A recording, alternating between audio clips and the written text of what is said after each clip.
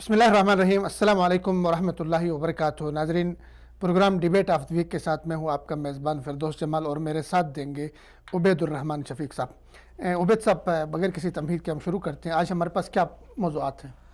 जी फिरदौस साहब, आज हमारे पास बहुत ही अहम इंटरेस्टिंग मौज़ूआत जी। हैं। सबसे पहले तो हम अपने नाज़रीन को बता दें कि हमारे साथ जो हमारे तीसरे जो इस डिबेट के पैनल में शामिल होते हैं जनाब जहांज़ेब मिन्हाज साहब, वो कुछ बीमार हैं, तबीयत नासाज है, तबीयत नासाज है, उनके लिए दुआ, खुसूसी दुआ हमारे। उनकी भी नसाज है और उनकी अहलिया की भी तबीयत नसाज है। तो अल्लाह ताला दोनों को जल्द से जल्द शफायाब करे और इंशाल्लाह हम उम्मीद मौसमी करते हैं बुखार है। हमारे दूसरे जो एंकर साहब है, अभी खबर ये आई है कि अगला जो हमारे प्रोग्राम में उनकी भी तबीयत नासाज है। अल्लाह ताला सबको शफायाब करे। उम्मीद है इंशाल्लाह कि अगले प्रोग्राम में हम नाज़रीन को बताते हैं कि इंशाल्लाह हमारे साथ ज़रूर मौजूद होंगे। जी फिरदौस साहब, इंशाल्लाह जो हमारे पास आज के मौज़ूआत हैं, जो हमारे हार्डकोर टॉपिक है आज के, सबसे पहले वली अहद जो है अबूज़ेबी के, उनका पाकिस्तान का दौरा कैसा रहा, क्या मुस्तक़बिल में क्या इससे क्या उम्मीदें बन सकती हैं पाकिस्तान की, और पाकिस्तान को इससे क्या फ़वाद हासिल हो सकते हैं। फिर ट्रंप के हवाले से कुछ हम बातचीत करेंगे कि उन्होंने जो पाकिस्तान के हक में उन्होंने यू ट्रेन ले लिया, उसके बाद फिर चीनी जो सदर हैं उनके हवाले से हम बात करेंगे कि अमेरिका ने कुछ बयान दिए कि अचानक वो अपनी पॉलिसी से हट के कोई ऐसा बयान उन्होंने दे दिया, थ्रेट किया है, धमकी दिया है। उसके बाद फिर जो एक सबसे जो हार्डकोर टॉपिक रहा है इस पूरे हफ्ते का, मोहम्मद डैम के हवाले से सोशल मीडिया पे बहुत ज़्यादा बहस रही है, इस हवाले से भी कुछ हम आपकी राय जानेंगे कि आप किस नज़र से देखते हैं इसको। और फिर अफ़गान अमन का जो अमल है, जो सबोताज करने की कोशिश की जा रही है भारत की तरफ से, इसके ऊपर करेंगे। ये तो हमारा भारत के हवाले से तो हमारे खुसूसी मौज़ूआत और खुसूसी टॉपिक्स ज़रूरी है, हमारे हमसाया है, उनका हक है, उन पे हम बात करें। अच्छा, ओवरऑल भारत के हवाले से सिचुएशन ये है कि हमारा आम मेन स्ट्रीम मीडिया पे इस चीज़ को डिस्कस नहीं किया जाता, इसलिए हम ज़्यादा इसके ऊपर फोकस करते हैं। जबकि दूसरी तरफ भारतीय जो मीडिया है उनकी टोटल जो है, बिल्कुल उनके मौज़ूआत, उनके प्रोग्राम पाकिस्तान से मुतालिक ही होते हैं। हमें देखने में है कि लोग अक्सर कमेंट्स के नीचे लिख रहे होते हैं कि आप भारत के ऊपर बात करें, क्यों बात करें। तो इसकी मेन वजह वही है कि भारत का 90% मीडिया जो है एंटी पाकिस्तान पॉलिसी के ऊपर चल रहा था। उनका कोई ऐसा प्रोग्राम नहीं होता, कोई उनकी ऐसे कोई एक स्लॉट ऐसी नहीं होती जिसमें कोई पाकिस्तान का जिक्र ना करे और बातों को बढ़ा चढ़ा के, तो जरा एक तवाज़ुन होना चाहिए। अच्छा, अगला जो हमारा टॉपिक है वो है कश्मीर के हवाले से। कश्मीर हमारा टूटांगा कश्मीर के हवाले से भी ज़्यादा बात नहीं होती हमारी मेन स्ट्रीम मीडिया में। तो 5 जनवरी के हवाले से जो खुसूसी दिन है, जो हमें उसके पस मंज़र पे बात करेंगे, उसकी हकीकत। और फिर जो आजकल हमारे पूरे मुल्क के अंदर माशाल्लाह एक अच्छा माहौल और एक अच्छी फ़ज़ा कायम हुई है मौसमियाती तब्दीली के हवाले से, उसमें बर्फबारी हो रही है, लोग रुख कर रहे हैं, उनके दोनों पहलू पे बात करेंगे। वहाँ से जो लोग थोड़े से मुश्किलात में बर्फबारी की वजह से। और आखिरी जो आपका सबसे फेवरेट टॉपिक है वह है अपोजिशन के इत्तेहाद का, इसके बारे में बात करेंगे। हमारी ख्वाहिश है अपोजिशन के इत्तेहाद हो जाए। तो शुरू करते हैं। इमारती वली अहद के दौरे पाकिस्तान से आए और वापस भी चले गए। वो आए और बैठे भी नहीं और वापस भी चले गए। तो इस पर तो मुख्तलिफ तबसरे हो रहे हैं, लेकिन सबसे मुस्बित खबर इसमें यह है कि 10 साल के बाद इमारात का कोई एक ज़िम्मेदार शख्स और इतने बड़े ओहदेदार पाकिस्तान आता है। 10 साल बाद बर्फ़ पिघल गई दोनों मुल्कों के दरमियान, चूँकि इमारात सीपैक को लेकर इमारात काफ़ी उनके तहफ़्फ़ुज़ात थे और हमारे उनसे तहफ़्फ़ुज़ात थे, काफ़ी दूरियां थी, खींचे थे एक दूसरे से। तो सबसे पहले तो वो आए, पाकिस्तान वेलकम, मोस्ट वेलकम, खुश आमदीद, और पाकिस्तान ने दिल खोल के उनको वेलकम किया और इमरान खान साहब खुद उनका इस्तकबाल किया और साथ में गाड़ी चला के उनको वज़ीर आज़म हाउस में आए। उन पर भी बात करेंगे कि उनको गाड़ी चलानी चाहिए थी, नहीं चलानी चाहिए, क्योंकि हमारे यहाँ सोशल मीडिया पे ये भी बात हो रही है। तो सबसे पहले तो अभी तक तो हुकूमत ने कोई ऐसी प्रेस कॉन्फ्रेंस नहीं की कि उनका दौरा किस हद तक कामयाब रहा, लेकिन चूँकि दौरे से पहले कुछ चीज़ें हो चुकी थी, जैसे उनका पैकेज था $3 अरब का वो पैकेज, लेकिन एक अफवाह ये उड़ाई गई थी कि $12 अरब का कोई पैकेज उन्होंने ऐलान करना था। एक तो वो ऐलान नहीं हुआ, दूसरा मुश्तरका प्रेस कॉन्फ्रेंस का भी नहीं हो सका इनेकाद। तो ये चीज़ें हैं। तो आप क्या समझते हैं कि ये दौरा जो है? देखिए, अबूज़ेबी के साथ जैसे आपने जिक्र फरमाया कि काफ़ी एक तवील अरसा गुजर गया था और बीच में बर्फ़ जो है वो जम चुकी थी, तब वो पिघली है। हमेशा ज़िंदा कौमें वही होती हैं जो अपने मुस्तकबिल को देखती हैं। तो अमारात ने एक हद तक, अभी वैसे वक्त नहीं इन बातों का, लेकिन मैं हल्का सा इशारा इस तरफ करना चाहूँगा कि अमारात ने एक हद तक कोशिश की है कि जितना हो सके पाकिस्तान से प्रिजर्व रहे, पाकिस्तान के साथ अपने तल्लुकात कम रखे, क्योंकि गवादर को अपना एक मेन, आप समझ लें कि मेन स्ट्रीम उसको अपना वो आप मद्दे मुकाबिल के ऊपर एक वो समझ रहा था कि ये हमारे मुकाबले में खड़ी हो रही है। आफ्टर डैट उन्होंने देखा कि अब वक्त हाथ से निकल चुका है और अब सीपैक में 7 ममालिक आ रहे हैं, सऊदी अरब आ रहा है, खित्ते का बहुत अहम मुल्क है। तो अब सी पैक के साथ गवादर और पाकिस्तान के साथ कॉन्फ्लिक्ट करके इस पूरे खित्ते के अंदर अबूज़ेबी नहीं चल सकता। तो लिहाजा उन्होंने ये जो मुलाकात है, ये पिछले आप 3 माह के अंदर ये तीसरी से चौथी मुलाकात है जो दोनों जो मुल्क के नुमाइंदगान है और ख़ासतौर पे अहम नुमाइंदगान है उनके बीच में हुई है। तो वो आए हैं और इसको मज़ीद बेहतर होना चाहिए था। दो मिल के आपस में एक प्रेस कॉन्फ्रेंस भी होनी चाहिए थी और भी चीज़ें होनी चाहिए थी, लेकिन अभी इब्तिदा वो है। तो मेरे ख्याल में इसको ہمیں سراہنا چاہیے اور اس کو آگے بڑھنا چاہیے مزید. کیونکہ آپ اگر دیکھیں بہت سارے لوگ نہیں جانتے کہ امارات کے اندر جو ہے بھارتیوں کی جو تعداد ہے وہ تقریباً 26 لاکھ بھارتی وہاں پہ امارات کے اندر ہے, جبکہ ان کی ٹوٹل جو پاپولیشن ہے امارات کی وہ کوئی 90-96 لاکھ. اور اتنے عرصے میں جو امارات دور رہا ہے پاکستان سے, اس کے ہمیں جو اہداف ہیں وہ بھی سمجھ آ گئے ہیں کہ کس وجہ سے دور رہا ہے. ظاہری بات ہے وہاں بھارت کے بہت زیادہ انفلوئنس ہے اور ان کے تاجروں کا انفلوئنس ہے, بھارت کا پیسہ وہاں پہ پڑا ہے. اور پچھلے دفعہ میں سٹوری بھی کیجیے کہ بھارت کے جو انٹیلیجنس ایجنسیز ہیں وہ ایسے تاجروں کے روپ میں کیسے وہاں پہ گیم کھیلتے ہیں, جاسوس باقاعدہ طور پہ پکڑے گا. تو اب میرے خیال سے امارات کو بھی پتہ چلنا شروع ہو گیا کہ جب تک ہم ایک پروپیگنڈے میں تھے, لوگوں کی باتوں میں تھے, تو اس وقت تک معاملات کچھ اور تھے, اور اب خطے کی صورتحال بدل رہی ہے. تو اچھا اقدام ہے اور ہم خیر مقدم کرتے ہیں, ہم دیر ہے درست. اچھا, اس میں ہمارے جو سوشل میڈیا میں زیادہ تر ظاہر ہے ہمارے سوشل میڈیا کو کوئی ایشو چاہیے ہوتے ہیں. عمران خان صاحب نے گاڑی خود چلاتے ہوئے وہ وزیر اعظم ہاؤس لے کر آئے ان کو, ولی عہد کو, تو اس کو لوگ اس پہ کرٹیسائز کر رہے ہیں, اس پہ تنقید ہو رہی ہے کہ جی وزیر اعظم کے شایان نشان نہیں ہے. جبکہ دوسری طرف یہ موقع بھی سامنے آ رہا ہے کہ جی مہمان کے استقبال میں آپ جس حد تک تواضع کر سکتے ہیں, جس حد تک اپنے آپ کو بچھا سکتے ہیں, اس میں کوئی آر کی بات نہیں, اس میں کوئی عزت پہ حرف آنے والی بات نہیں. وہ ہمارے مہمان تھے اور مہمان کو کھلے دل سے آپ نے استقبال کیا. یہ وزیر اعظم کے منصب کے خلاف کوئی بات تو نہیں تھی. آپ کینیڈا کے اس کی بات کریں جو ان کے جو دنیا میں بہت مشہور ہے, ٹھیک ہے, وزیر اعظم وہ جو آتے ہیں مہمان آتے ہیں ان کے ساتھ بیٹھ کے کہیں پہ بھی ڈنر کر لیتے ہیں, کسی پبلک مقام پہ بیٹھ جاتے ہیں. دیکھیں سوشل میڈیا کے اوپر فردوس صاحب آپ نے جیسے ذکر کیا کہ سوشل میڈیا کو ہمیشہ کوئی نہ کوئی موضوع چاہیے ہوتا ہے. اگر خود گاڑی چلا لی ہے تو یہ بھی موضوع حد پہ تنقید ہے, اور اگر خود نہیں چلائی پروٹوکول لے لیا ہے تو وہ بھی حد پہ تنقید ہے. خیر میرے خیال سے اس وقت پاکستان نے زیادہ گرم جوشی دکھائی ہے دیگر ممالک کے مد مقابل, کیونکہ پاکستان کو اس وقت تھوڑی سی ضرورت ہے سفارتی تعلقات کو مزید بڑھانے کی. اوورآل جو سچویشن چل رہی ہے پاکستان کی, پاکستان سوچ رہا ہے کہ اس کو بہتری کی طرف لے کر جایا جائے, اور یہ بہت اچھا انیشیٹو ہے حکومت کی طرف سے. تو پاکستان نے گرم جوشی دکھائی, اور خاص طور پہ امارات کو, جو امارات اتنی دیر کے بعد آ رہا تھا, میرے خیال سے ان کا حق بنتا تھا کہ ان کو کوئی اسپیشل پروٹوکول دیا جاتا ہے. رہی بات کہ یہ وزیر اعظم کے جو ان کا مقام ہے اس کے شان شان ہے یا نہیں, تو میرے خیال سے یہی باتیں ہم کتنی برس سے کرتے آ رہے ہیں کہ یہ چیزیں ہونی چاہیے, پروٹوکول ختم ہونا چاہیے, اور یہ جو اس طرح کی جو رسمی چیزیں ہوتی ہیں ان سے ہمیں باہر آنا چاہیے. ہم ہمیشہ رسمی چیزوں کے اندر ہی بدے رہتے ہیں اور ملک کی تعمیر اور ترقی کو توجہ نہیں دیتے. تو اگر ان چیزوں سے باہر آ رہے ہیں, میرے خیال سے کوئی اتنا بڑا ایشو نہیں ہے کہ انہوں نے گاڑی چلا لی نہیں چلائی. ان کو جو ہے ان کو ایک تو گارڈ آف آنر پیش کیا گیا, اس کے بعد سلامی پاک فوج کے دستے نے اس کو سلامی دی. تو مطلب ضروری تھا کہ چونکہ ہم پروٹوکول کو ختم کریں, لیکن وہ تو پروٹوکول کے عادی ہیں, وہ ان چیزوں کو پسند کرتے ہیں, F-16 کی طرف سے ان کی رسپیکٹ کی جائے, ان کی عزت کی جائے. ایک تو یہ ہو گیا. دوسری جو ہے جو کرٹیسائز ہو رہا ہے, بہت سارے لوگ نہیں جانتے, اس وقت صرف 3 مہینے کے اندر امارات کے 40 سے زائد پاکستان میں پروجیکٹ کام کر رہے ہیں. یہ میں پڑھ کے آ گیا ہوں, 40 سے زیادہ پروجیکٹ آلریڈی کام کر رہے ہیں ان کے ساتھ, اور آج بھی وفد کے ساتھ مذاکرات بھی ہوئے مزید اس کو بڑھانے کے اوپر.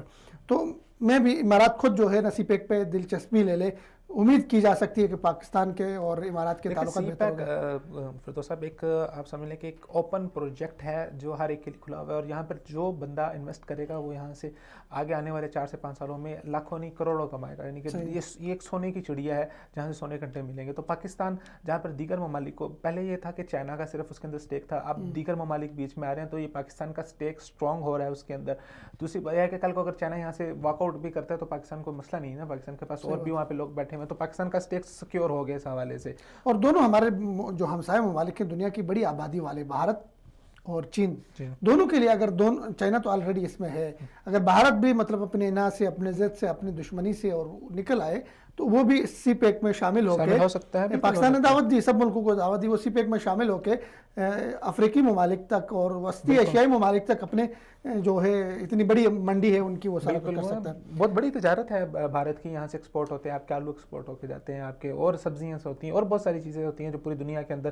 بھارت ویسے بھی ایک انڈسٹری کے اعتبار سے اس بات میں تو کوئی شک نہیں ہے کہ ایک بہت بڑی انڈسٹری بن چکی ہے, اور اس کو گرو کر رہی ہے. اگر بھارت کا GDP دیکھیں تو وہ پچھلے سالوں سے بڑھتا جا رہا ہے, اور وہ جو عالمی ماہرین ہے معاشی, ان کا کہنا ہے کہ یہ مزید بڑھے گا. تو بھارت کو چاہیے کہ اپنی ذاتی سیاست کو, ذاتی اناج کو چھوڑ کے اوورآل اپنے ملک کے لیے اور پورے خطے کے لیے, کیونکہ پورا ریجن جو ہے بہت اہم ہونے والا ہے. تو بھارت اگر اس طرح کرے گا تو تنہا رہ جائے گا. دیکھیں نا, پہلے امارات بھارت کے ساتھ تھا, وہ علیحدہ ہو گیا, دیگر ممالک تھے وہ علیحدہ ہو گیا, وہ سب سی پیک کے اندر آتے جا رہے ہیں. تو بھارت جب اکیلا تنہا کتنے دشمنوں سے لڑے گا, تو اس کو بھی تھوڑی سی ہوش کے ناخن لینے چاہیے. صحیح, مطلب اب امارات کے جو ولی عہد کے دورے, اس کے حوالے سے ہم آخر میں ہی کہہ سکتے ہیں کہ اور کھلیں گے 2-4 ملاقاتوں کے بعد، اور کھلیں گے کچھ ملاقاتیں اور ضروری ہیں.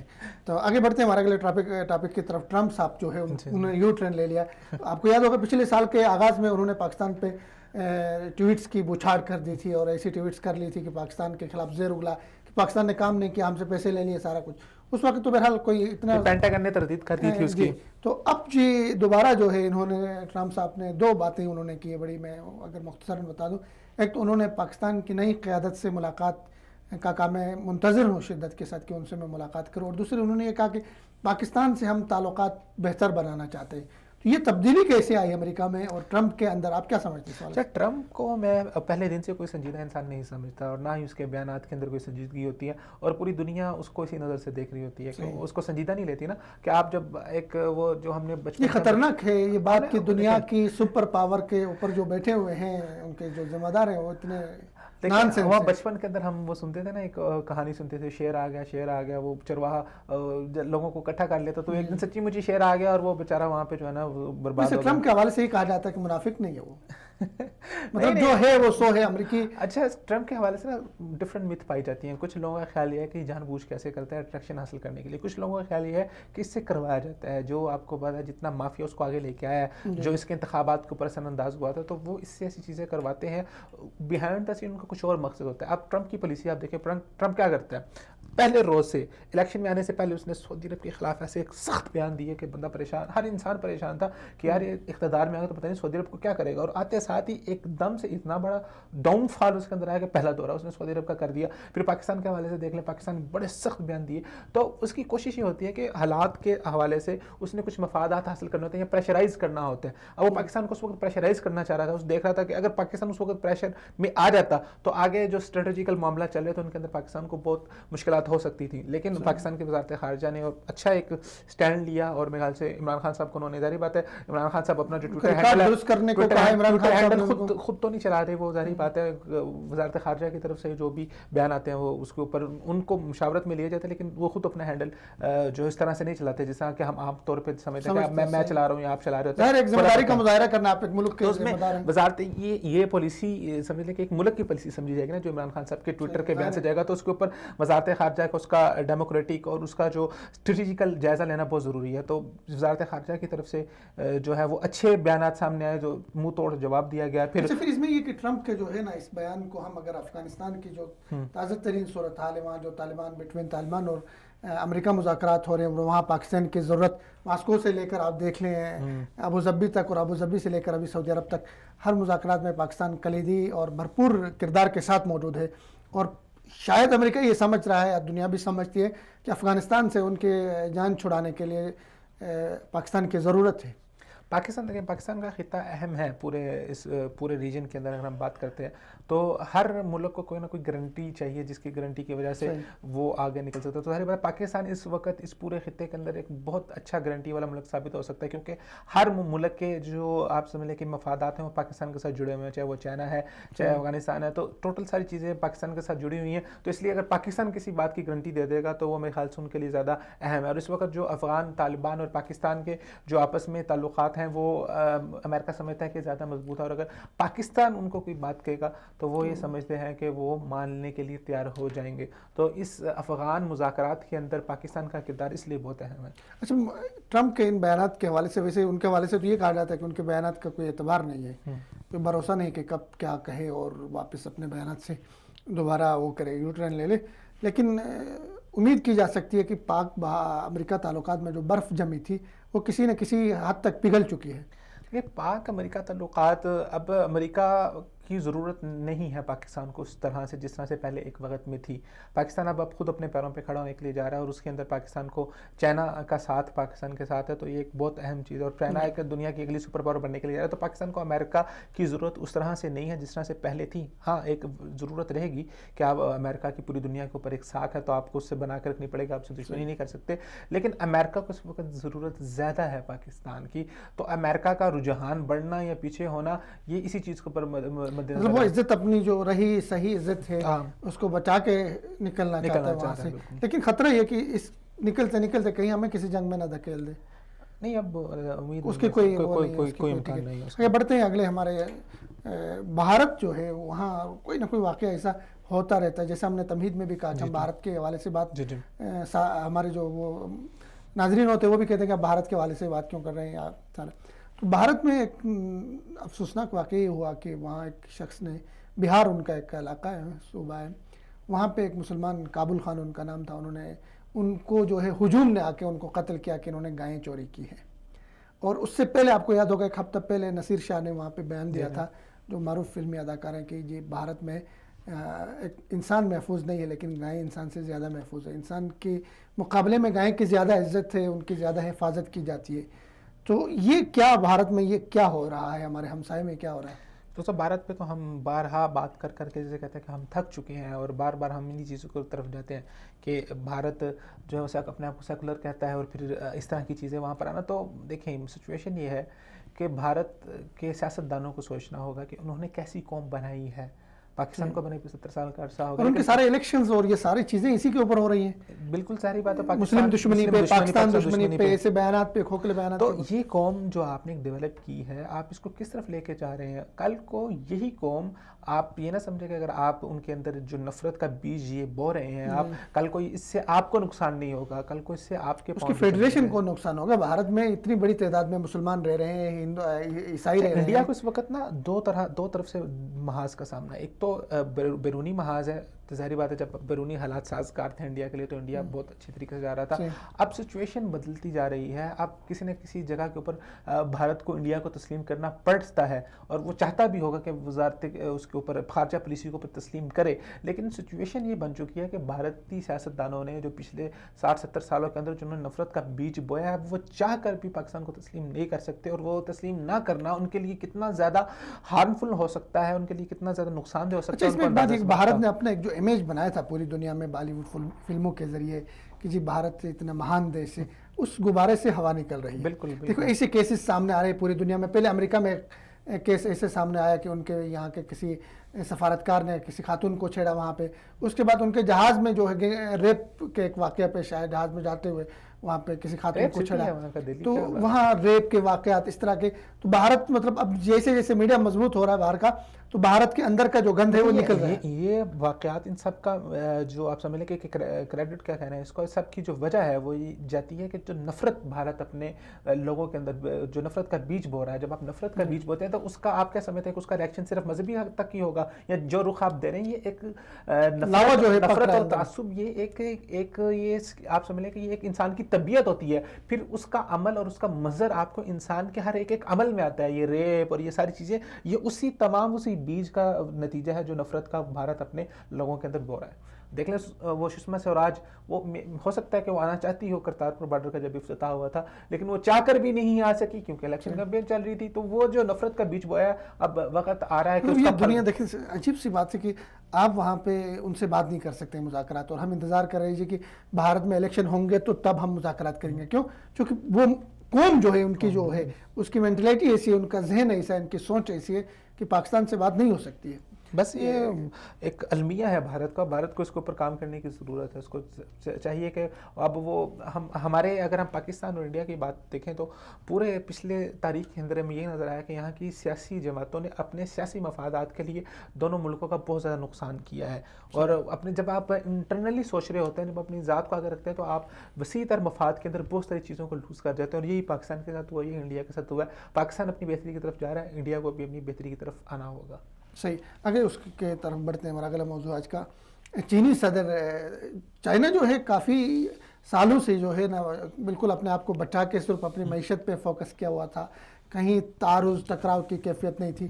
لیکن اچانک ان کے جو صدر صاحب ہیں انہوں نے ایک بیان دیا, اور وہ اپنے فوجیوں سے خطاب کرتے ہوئے انہوں نے کہا کہ چائنا کو بہت زیادہ خطرات کا سامنا ہے, اس لیے کسی بھی جنگ کے لیے تیار رہنا ہوگا چائنا کو. اور ساتھ میں پینٹاگون نے وہاں سے آگے سے کومنٹ یہ کر لیا کہ جی چائنا جو ہے ایسے وہاں پہ مشقیں کر رہا ہے, ایسے تجربات کر رہا ہے جس کے ذریعے سے وہ ہمارے مفادات کو نقصان پہنچا سکتا ہے.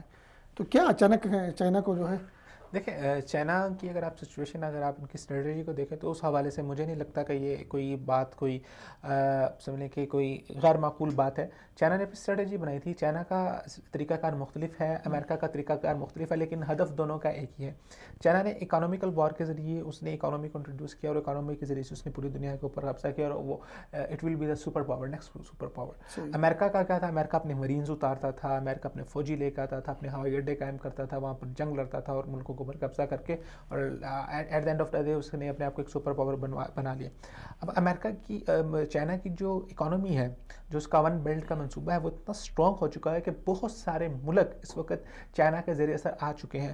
اب وہ اکانومیکل صورتحال ایسی بن چکی ہے کہ وہ چاہتے ہوئے بھی اگر امریکہ ان کو دھمکی بھی لگائے اور امریکہ ان کو جو بھی کہے، اس کے باوجود بھی وہ چاہتے ہوئے بھی امریکہ کے زیر اثر سے نہیں نکل سکتے. اس کے بعد پھر امریکہ خود چائنا کے کتنے بلین ڈالرز کا مقروض ہے. تو چائنا نے اپنے آپ کو جو اکانومی کے لحاظ سے اتنا اسٹرانگ کر لیا ہے کہ اب وہ پوری دنیا کو یہ بتا رہا ہے کہ ہم اب چاہے امریکہ ہو، چاہے دنیا کا کوئی ملک ہو، ہم اب کسی سے نہیں ڈرتے، اور ہم کسی طرح سے بھی جنگی لحاظ سے چائنا کو قطعاً یہ نہ سمجھا جائے کہ چائنا صرف اکانومی کے لحاظ سے، چائنا جنگی لحاظ سے بھی بہت زیادہ اسٹرانگ ہے. اور اب انہوں نے اور ہے بھی، انہوں نے اب دیکھیں اس سے کچھ دن پہلے انہوں نے ایک جو ہے غیر جوہری بم کا جو ہے انہوں نے کامیاب تجربہ کیا، مدر آف بمز جس کو کہا جاتا ہے. کانفلکٹ بنیادی طور پہ تب ہوا کہ جب یہ امریکہ کا جو جہاز تھا ایک، وہ جو جس کے اندر وہ بھی جنگی طیارے بھی شامل ہوتے ہیں، وہ خلیجی پانیوں کے اندر داخل ہونا چاہ رہا تھا، اور اس کی وجہ سے ایران کو بھی تشویش بہت زیادہ. ایران کے بھی کچھ بیان آتا ہے، ایران کا جو بحری چیف ہے انہوں نے بیان دیا کہ اگر امریکہ داخل ہوا خلیجی پانیوں کے اندر تو ہم ڈائریکٹ اس کے اوپر جو ہے نا وہ کارروائی کریں گے. تو اب پوری دنیا کو پتہ چل رہا ہے کہ امریکہ جو ہے وہ اپنی جو اس کا مقام تھا وہ کھو بیٹھا، اور امریکہ اپنی کھوکھلی ساکھ کو قائم رکھنے کے لیے ایسی حرکتیں کر رہا ہے. تو امریکہ اب کچھ نہیں کر سکتا جتنا، اور ساتھ میں مطلب امریکہ کے اس خطے سے انخلا کو بھی اس میں جوڑ کے ہم دے سکتے ہیں.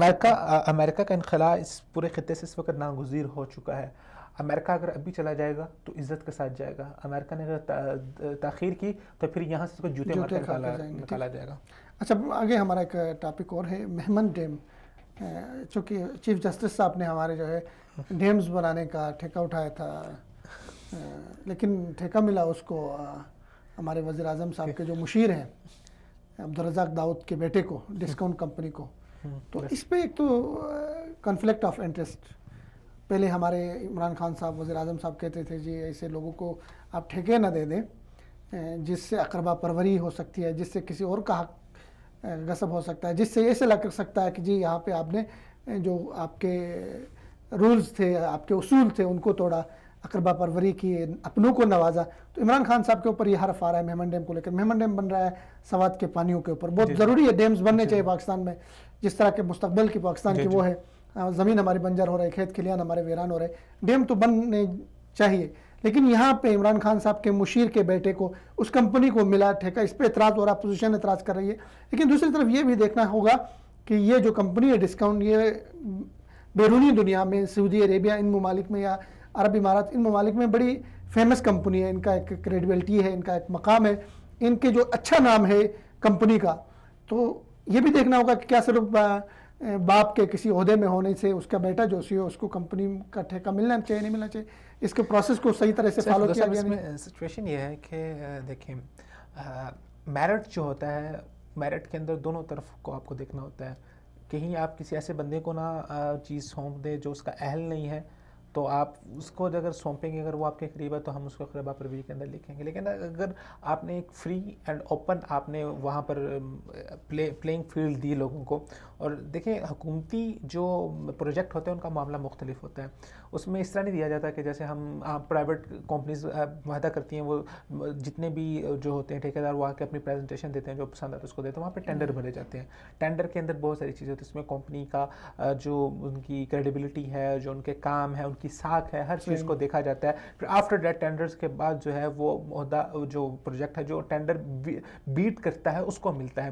تو اگر تو اوپن ٹینڈر ہوئے ہیں جس میں کسی کو نوازا نہیں گیا اور اس میں ڈسکاؤنٹ کمپنی نے اپنا ٹینڈر بیٹ کیا ہے اور انہوں نے وہ لیا ہے، پروجیکٹ اپنے ہاتھ میں لیا، تو پھر تو بہت اچھی بات ہے. لیکن اگر ٹینڈر کو بیٹ نہیں کروایا گیا اور جان بوجھ کے اس طرح اس چیزوں کو اس طرح سے ڈیزائن کیا گیا تو پھر یہ چیز بہت زیادہ غلط ہے. تو میرے خیال سے ابھی اس معاملے کو اگر مطلب میرٹ پہ آ کے اگر وہ لے لیتا ہے کوئی حرج نہیں ہے. نہیں اگر میرٹ پہ آ کے لے لیتا ہے اس میں کون سی حرج والی بات ہے؟ مطلب اس کا صرف والد جو ہے وہاں پہ وزیر اعظم کا مشیر ہونا. آپ صرف اس بات کی وجہ سے تو نہیں کہہ سکتے نا کہ اس کا والد وزیر اعظم کا مشیر ہو تو اب کیا وہ کھانا کھانا چھوڑ دے, اب کیا وہ اپنا کاروبار کرنا چھوڑ دے؟ ٹھیک ہے اگر وہ میرٹ کے اوپر آئے ہیں تو ٹھیک ہے, ان کا حق بنتا ہے, ان کو دینا چاہیے. لیکن اس بات کا تعین ہوگا کچھ دیر کے بعد جب ان کی کارکردگی ہمارے سامنے آئے گی. اب جب ہوتا یہ ہے کہ جب عمومی طور پہ پاکستان کا ایک مزاج ایسا ہے, انڈیا کا ایک مزاج ایسا ہے کہ یہاں پر اپنے لوگوں کو دیا جاتا ہے, پھر بعد میں کیا ہوتا ہے, بعد میں پھر وہ نا جی آئی ٹیاں بنتی ہیں, پھر وہ کیسز کھلتے ہیں, اتنے کا ٹھیکہ نہیں ہوتا, جتنے پیسے آپ اتنے اوپر کی اس کے اوپر تحقیقات کے اوپر لگا دیتے ہیں, وہ ٹھیکے وہاں پہ رک جاتے ہیں, پتہ چلتا ہے جس میں اتنی کک بیک لی گئی, اتنی کک بیک لی گئی, اتنی کک بیک لی گئی. تو گریز کرنا چاہیے تھا, لیکن اگر ہمارے پاس کوئی ایسے حکومت ایسے جان بوجھ کے اب دیکھیں کتنے ایسے ایشوز ہو گئے, مطلب حکومت ایسی غلطیاں کرتی کیوں ہیں, یا ہوتی ہیں ان سے یا کرتی ہیں, جس سے مطلب عوامی سطح پر حکومت کے جو ساکھ سے وہ متاثر ہو رہی ہے, حکومت کے حوالے سے جو لوگوں کی امیدیں ہیں ان پہ پانی پھر جاتا ہے. اس میں ایک سچویشن یہ ہے کہ ڈیم بنانا کوئی آسان کام نہیں ہے, اور کسی چھوٹی موٹی کمپنی کا کام بھی نہیں ہے نا کہ آپ ایسے کسی کو اٹھا کے آپ پروجیکٹ دیں اور بعد میں وہ اربوں روپیہ آپ نے لگایا تو وہ ضائع چلے جائے, ڈوبو دیا جائے. تو اس میں بہت ساری چیزیں دیکھنی پڑتی. اگر تو حکومت کے پاس کوئی اور آپشن نہیں تھا تو پھر تو مجبوری تھی اور حکومت کو وضاحت کرنی چاہیے تھی اس کی.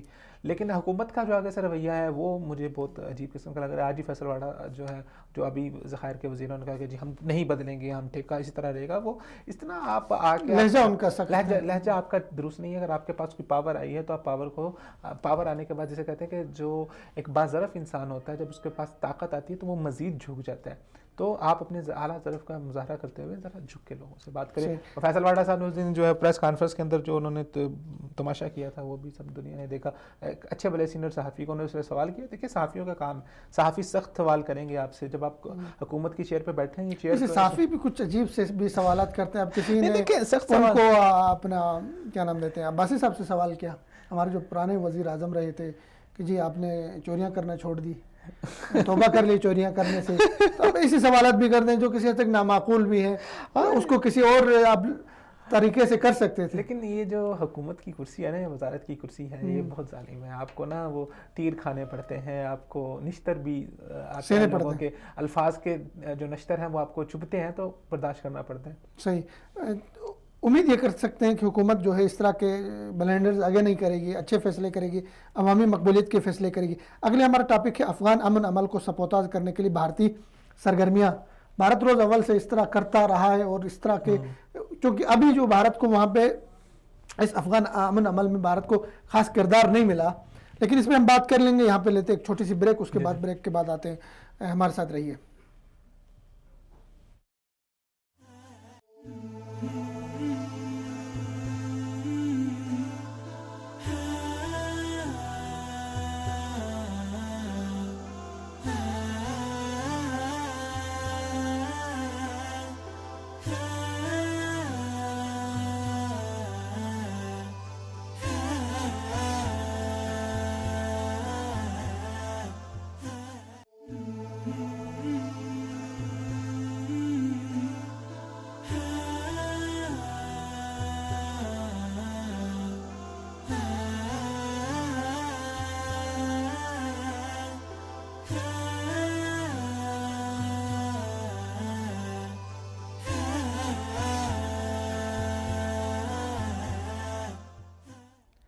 ویلکم بیک ناظرین. ہم بات کر رہے تھے افغان امن عمل اور بھارت کی طرف سے اس امن عمل کو سپوتاز کرنے کی کوشش. سٹوری ہمارے پاس یہ ہے کہ بھارت جو افغان امن عمل کے حوالے سے سازشیں کر رہا ہے, ان کے ہاں ایک کردار ہے جس کو بہت وہاں پہ نام ہے اس کا, اجیت دوال.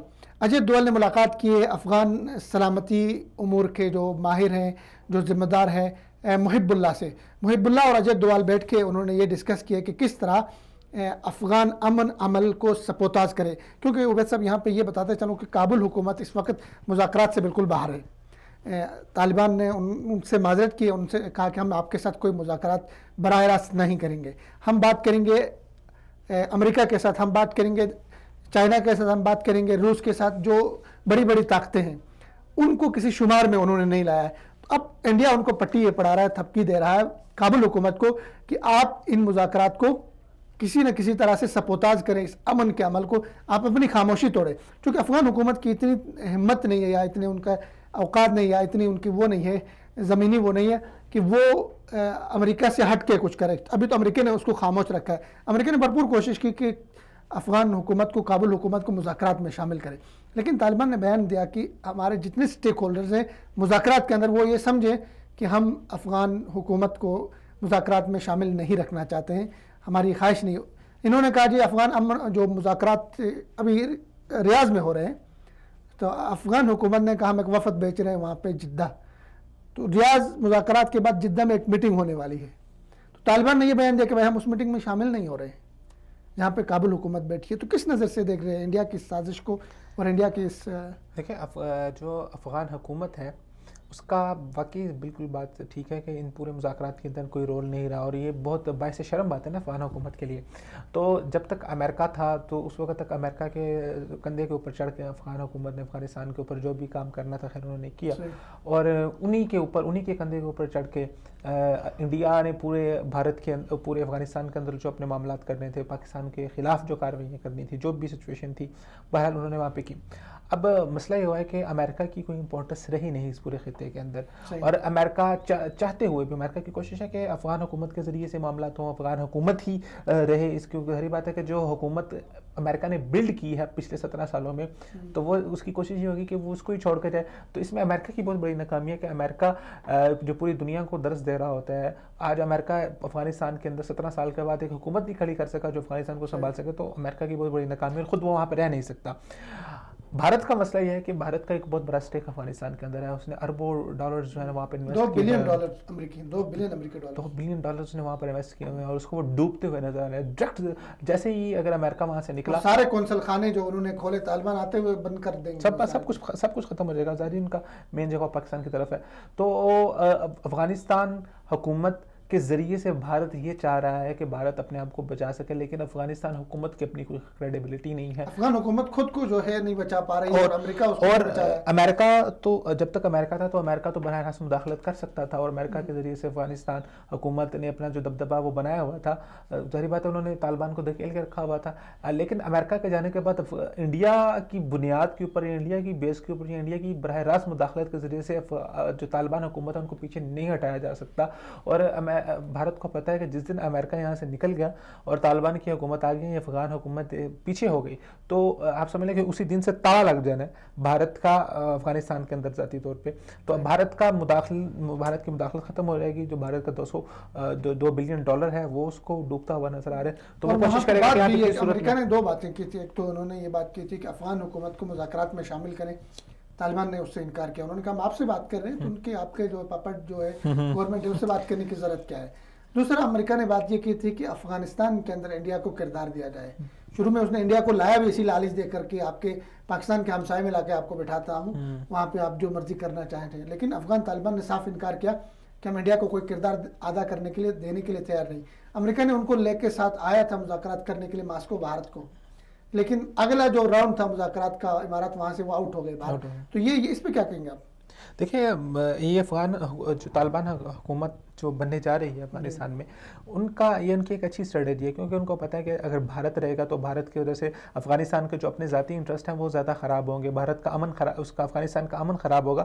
تو بھارت ایک ایسا ملک ہے جو آپ سمجھ لیں کہ ایران اور ایران کے بعد بھارت یہ جس جگہ پہ بھی گئے ہیں انہوں نے اپنی ذاتی مفاد کے لیے وہاں کے لوگوں کو, وہاں کے ممالک کو انہوں نے ایک ایسی جنگ کے اندر دھکیل دیا ہے, ایسی جہنم میں پھینک دیا کہ وہ سال ہر سال تک وہاں سے نکلنا مشکل ہے. تو طالبان حکومت یہ چاہتی ہے کہ وہ بنیادی طور پہ پاکستان کے ساتھ رہے, پاکستان کے ساتھ اپنا تعلق اچھا بنا کے رکھے. اس لیے انہیں پتا ہے کہ افغان حکومت کے بھی آپ کو پتا پاکستان کے ساتھ تعلقات بہتر نہیں, کیونکہ وہ پپٹ بن کے رہی ہے امریکہ کی اور اس کی بھارت کی.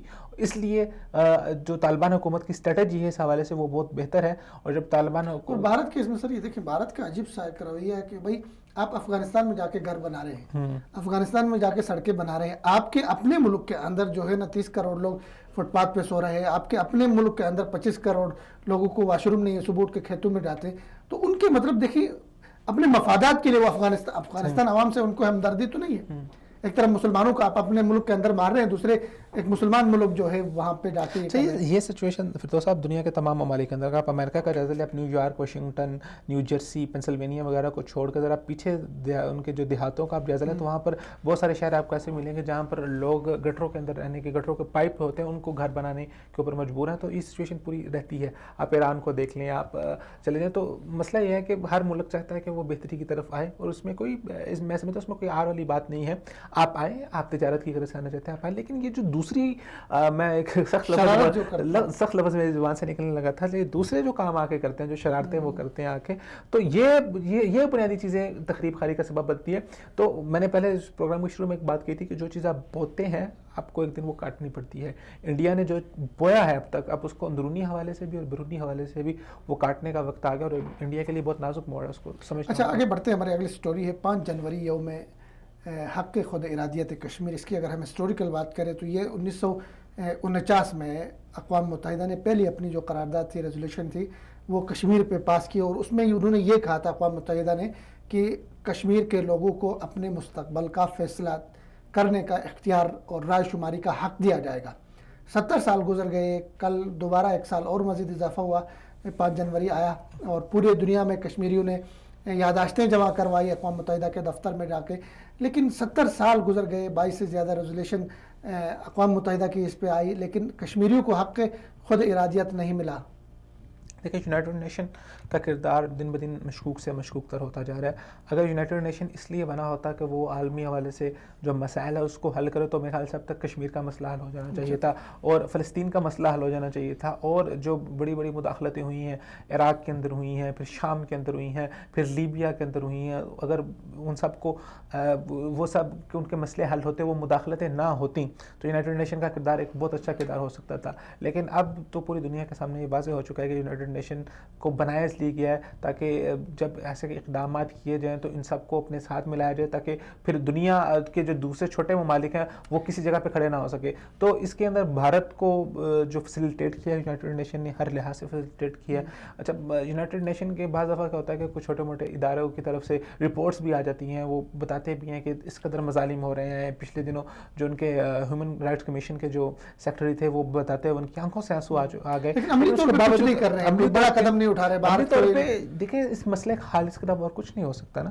آپ حق خود ارادیت دے دیں ان کو، وہ جو فیصلہ کرے ان کو قبول ہے. آج کی دنیا کی آج کی تاریخ میں جہاں حقوق کی آپ بات کر رہے ہیں، جہاں آزادیوں کی بات کر رہے ہیں، جہاں انسانی بنیادی آزادی کی بات کر رہے ہیں، اس کے حق کی بات کر رہے ہیں، اتنے لوگ ہیں، اتنا بڑا خطہ ہے، ان کو آپ نے غلام بنا کے رکھا ہے، ان کو آرمی کیمپ میں بدلا ہے. وہاں ابھی دیکھیں نیا سال شروع ہو گیا، 6 دن نہیں گزرے، 7 شہادتیں ہوئی، 7 لاشیں وہاں پہ گری.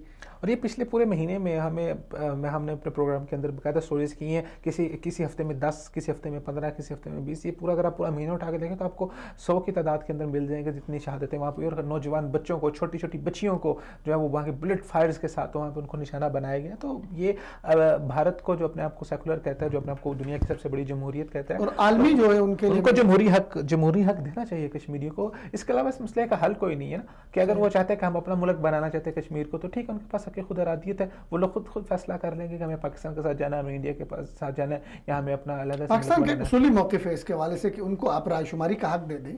وہ ہمارے ساتھ آنا چاہتے ہیں تو موسٹ ویلکم، یہ ہمارا حصہ ہے، ہماری شہرگ ہے. آپ کے ساتھ جانا چاہتے ہیں تو ان کی مرضی ہے. انڈیا نہ جانے کس معاملے پڑا ہوا ہے، خود بھی اپنا جو دفاع کا ایک خطیر رقم بجٹ کی وہ ادھر صرف 8 لاکھ فوج وہاں پہ، ٹوٹل 12 لاکھ فوج، اور پاکستان کو بھی وہاں پر اس نے ریزرو کر کے رکھا ہوا ہے، اور پھر پوری دنیا سے لان تان بھی کھا رہا ہے. پوری دنیا سے جو ہے وہ میں نے کچھ ویڈیوز دیکھ رہا تھا افریقہ کی، وہ باقاعدہ طور پہ افریقی جب لوگ جو اب تو سوشل میڈیا کا زمانہ ہے، بات نہیں چھپتی. پہلے آپ میڈیا کو کنٹرول کر سکتے تھے نا، آپ کے موبائل سے ایک ویڈیو بنتی ہے، انٹرنیٹ پہ چلتی ہے اور پوری دنیا کے اندر وائرل ہو جاتی ہے. وہ افریقہ سے لے کے یورپ تک ہر بندہ دیکھ رہا ہوتا ہے. تو وہ ٹیررسٹ انڈیا کہہ کے وہ پکار رہے تھے اور باقاعدہ ان کے حق میں مظاہرے کر رہے تھے. تو پوری دنیا سے اور خود انڈیا کے اندر سے ابھی آوازیں آ رہی ہیں ایسے حقوق انسانی کے، وہاں کے انڈیا کے اندر ہیں لوگ جو جن کے بڑا بن کے تھوڑا سا ذرا وسیع کر کے سوچنا ہوگا بھارت کو. پتہ نہیں بھارت کیوں ہر چیز کو اپنی ذاتی اناد کے اوپر لے جاتا ہے. اب ان کے راہ کے جو پہلے آرمی چیف، راہ کے چیف تھے، انہوں نے بیان دیا کہ جی کشمیر کے حوالے سے بات کرنی پڑے گی. بھارت کشمیر کے حوالے سے بہت نقصان کھا رہا ہے اور مستقبل میں مزید نقصان کھائے گا. اور اسی طرح ارون دتا اور رائے نے اس نے یہ بات کی کہ جی بھارت جو ہے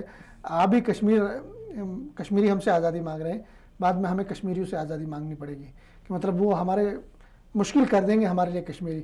تو کشمیریوں کو حقوق دینا ضروری ہے، ضروری ہے. اس کے علاوہ کوئی حل بھارت کے پاس نہیں ہے. مذاکرات کی ٹیبل پہ بیٹھنا ہوگا بھارت کو. نہیں، اب دیکھیں بھارت کا جو احاطہ ہے وہ گہرا و تنگ ہونا شروع ہو گیا. افغانستان سے دیکھتے ہیں تو ہم وہاں سے بھی اس کا تنگ ہونا شروع ہو رہا ہے. اندرونی معاملات میں دیکھیں تو اور پورے خطے میں دیکھو ابھی اس طرح کی جتنی تحریکیں ہیں وہ کسی منطقی انجام کی طرف جا رہے ہیں. یمن میں مذاکرات ہو رہے ہیں، حوثی ہتھیار ڈال رہے ہیں، شکست کھا رہے ہیں. اسی طرح سیریا کا مسئلہ بھی حل ہو رہا ہے، امریکہ وہاں سے نکل رہا ہے، افغانستان کا مسئلہ بھی حل ہو رہا ہے. کشمیر کے اکلوتے مسئلے کو آپ کب تک اس طرح لٹکائے رکھیں گے؟ امید ہے کہ اب جب یہ جتنی بڑی ڈیولپمنٹس ہونے جا رہی ہیں اس خطے کے اندر، تو اس خطے کے لیے امن بہت ضروری ہے. تو عالمی دنیا ترقی کی طرف جا رہی ہے. عالمی برادری، یہ جو ہمارا خطہ ایک وقت تھا کہ جب یورپ نے پوری دنیا کے اوپر حکومت کی، یورپ کا ایک سورج چڑھتا تھا، پھر اس کے بعد امریکہ کا دور ہے اور اب ایشیا کا دور ہے. تو یہ ایشیا ممالک جو ہے نا اس وقت، اب آپ دیکھیں گے اگلے 10 سالوں میں پوری دنیا کے اوپر ان کا راج ہوگا. تو اس حوالے سے جو جتنے بڑے بڑے مین سٹیک ہولڈر ہیں، چائنا ہے، رشیا ہے، جو آ رہے ہیں، تو اس علاقے کا امن برقرار رکھنا بہت ضروری ہے. کیونکہ جب تک آپ کے پاس امن نہیں ہوگا آپ اچھی تجارت نہیں کر سکیں گے. دنیا کے لوگوں کو لانا آپ کے لیے مشکل ہے. تو امید کی جا سکتی ہے کہ اگر پاکستان اچھا یہاں پر اس پورے تناظر کو دیکھتے ہوئے اگر اچھا سٹینس لے تو کشمیر کا مسئلہ حل ہو سکتا ہے. صحیح. آگے بڑھتے ہیں. ہمارے ملک کے بالائی علاقوں میں برف باری ہو گئی، اور برف باری سے ایک تو جب بھی برف باری ہوتی ہے تو پاکستان کے اللہ تعالیٰ نے پاکستان کو اتنے خوبصورت موسموں سے، 4 موسموں سے نوازا ہے. بارشیں ہو رہی، دنیا بارشوں کے لیے ترس رہی، پاکستان میں بارشیں ہو رہی. دنیا برف دیکھنے کے لیے سوئٹزرلینڈ جاتی ہے، ہمارے ہاں برف بھی ہے، سب کچھ. ایک تو اس کا یہ پہلو ہے، ایک سیاحتی پہلو، خوبصورتی کا پہلو. بہت سارے سیاح گلگت بلتستان اس وقت گئے، ناران کاغان گئے ہوئے، وہاں اسے اسکیننگ کا وہ سسٹم ہوتا ہے. دوسری طرف یہ بھی ہے کہ اس طرح کی برف باری ہوتی ہے تو جو دور دراز کے علاقے، دور افتادہ علاقے، وہاں پہ لوگوں کو مسائل کا سامنا کرنا پڑتا ہے. غذائی قلت ہوتی ہے، میڈیکل کی سہولات نہیں ہوتی ہے. اس پہ کیا کہیں گے؟ دیکھیں برف باری جو موسمیاتی تبدیلی ہے یہ ایک پوری دنیا کے اندر، پاکستان میں تو نہیں ہوتی نا، پوری دنیا میں ہوتی ہے. تو ہمیں استفادہ کرنا چاہیے دنیا سے کہ دنیا، اب رشیا کی آپ سوچیں، امریکہ میں ہو رہی ہے، نیو یارک میں ہو رہی ہے، کینیڈا میں برف باری ہو رہی ہے. آپ اب رشیا کے دیکھیں، رشیا میں کس قدر زیادہ ہوتی ہے. انہوں نے تو گھروں کے جو ان کی دیواریں بنتی ہیں اس کے اندر اس کو اس لحاظ سے ڈیزائن کیا ہوتا ہے کہ وہ برف جم نہ سکے دیواروں کے اوپر. تو مجھے سننے میں ایسے بھی آیا، خیر میرا خوب جانا تو نہیں ہوا، لیکن جو دوستوں احباب سے بات چیت ہوتی ہے کہ پاکستان کے اندر جو پچھلے علاقے، بالائی علاقے، ان میں یہ بھی مسئلہ ہے کہ جب برف باری ہو رہی ہے تو وہ وہاں کے جو مکین ہیں ان کو مہینوں اپنے گھروں کے اندر محصور رہنا پڑتا ہے. اور انہوں نے اس حساب سے اپنی زندگی کو ڈیزائن کیا ہوا ہے کہ وہ انہیں پتا ہے کہ برف کا سیزن آنے والا ہے، تو وہ کافی زیادہ غذا جو ہے جس حد تک وہ جمع کر سکتے ہیں وہ اپنے پاس ذخیرہ کر لیتے ہیں. اور پھر جب برف باری ہوتی ہے تو پھر ان کا گھر سے نکلنا تک محال ہو جاتا ہے. تو برف باری اور یہ جو موسم ہے یہ میں سمجھتا ہوں کہ ایک سیاحتی حوالے سے پاکستان کے لیے ایک بہت بڑا، آپ سمجھ کہ پاکستان کا جو بجٹ ہے اس کے اندر ایک بہت زیادہ حصہ بن سکتا ہے کہ آپ اس کو اچھے طریقے سے یوٹیلائز کریں. دنیا برف باری دیکھنے کے لیے دیگر ممالک میں جاتی ہے. آپ باقاعدہ برف باری سپورٹس ہوتی ہیں. آپ اگر اس کو اچھے لحاظ سے اگر آپ اس کو ڈیزائن کریں، جو سڑکیں ہیں اگر آپ کو ان کو کھلا رکھیں تو زیادہ تر لوگ وہاں پر جائیں گے. خاص پاکستانی لوگ سیر کرنے کے لیے جائیں گے. مری تک دیکھیں، جہاں پر مری میں جاتے ہیں، نتھیا گلی میں جاتے ہیں، وہاں پر لوگ سیر کے لیے جاتے ہیں تو وہاں پر بھی برف ہوتی ہے، لیکن اس کو اس لحاظ سے مینیج کر دیا جاتا ہے. تو جو آپ کے بھلائی علاقے کے لوگ ہیں ایک تو ہے کہ ان کو سہولت دیں، اور وہاں پر زیادہ برف باری ہوتی ہے، وہاں پر زیادہ حسین مناظر ہیں. جو لوگ نتھیا گلی ہیں یہاں تک جا رہے ہیں وہ اب آگے جائیں گے.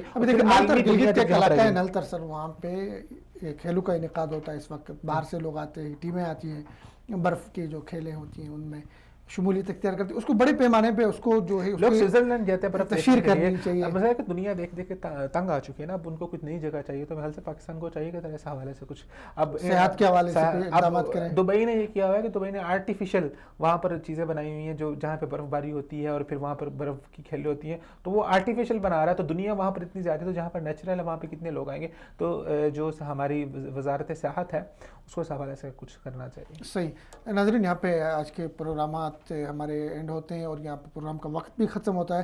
تو ہمارے پروگرامات آج کے آپ کو کیسے لگے، اپنے فیڈ بیک سے ضرور ہمیں آگاہ کیجیے. اجازت دیجیے فردوس جمال اور عبید الرحمن شفیق کو. اللہ حافظ. ملتے ہیں اگلے ہفتے ایک نئے پروگرام کے ساتھ.